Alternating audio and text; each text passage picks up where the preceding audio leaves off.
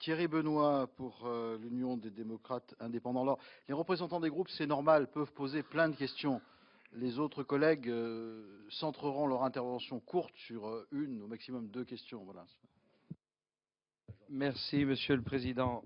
Messieurs les présidents, comme l'ensemble de mes collègues, je vous ai écouté avec la plus grande attention. L'un de vous, je crois que c'est Monsieur Beffa, avait cité les pays qui réussissent en matière industrielle. La Chine, le Japon, la Corée et l'Allemagne.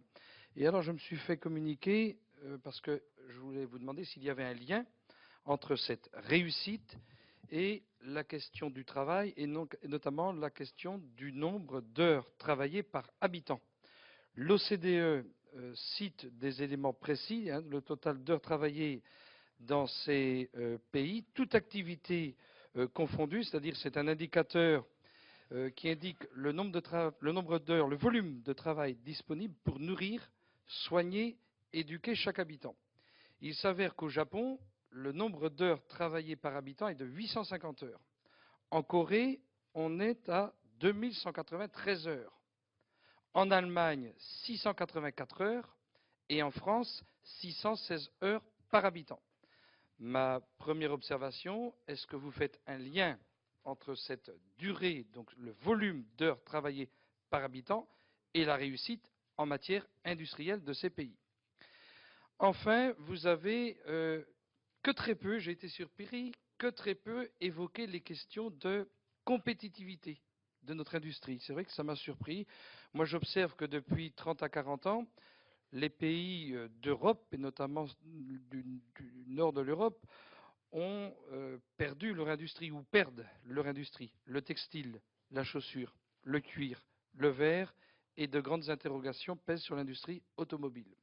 Les gouvernements successifs, à juste titre, se creusent les méninges pour essayer de trouver les solutions afin de rendre nos entreprises industrielles compétitives.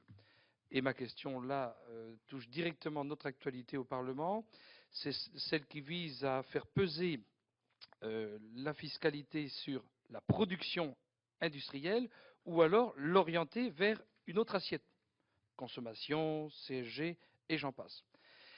Enfin, j'ai compris, d'après ce que vous nous avez aussi expliqué, et je le partage, cette notion qui tourne autour du fait de taxer les plus-values à court terme, en clair, taxer l'argent facile, qui tournerait autour de la spéculation, et préserver l'argent qui s'en va vers des perspectives d'avenir, qui tournent autour des investissements d'avenir et qui tournent autour de l'innovation. Vous avez aussi insisté, j'ai été agréablement surpris de vous entendre l'un et l'autre parler de gouvernance, de dialogue, de pacte social, c'est-à-dire de créer le climat de confiance entre le monde du salarié, le monde des décideurs et aussi, disons-le, le pouvoir politique. On a certainement aussi à réfléchir sur cette question de la confiance à créer et réconcilier peut-être, non pas que les Français sont fainéants, bien au contraire, les Français sont courageux, mais sans doute réconcilier les Français avec le monde de l'entreprise et la manière dont sont managées les entreprises. Et ma question est la suivante. Quelle approche vous avez pour ce qui concerne l'importance des entreprises? La distinction que l'on peut faire entre les grands groupes, la manière dont ils sont managés, et la gestion d'une entreprise de type PME, PMI, qui maille le territoire national, y compris le territoire européen. Et j'en viens donc à cette question qui a été soulevée par un de mes collègues tout à l'heure, qui tourne autour de la vision que l'Europe peut avoir en matière industrielle et savoir si vous pensez que l'Europe peut contracter un emprunt pour développer une politique industrielle à l'échelle européenne. Merci.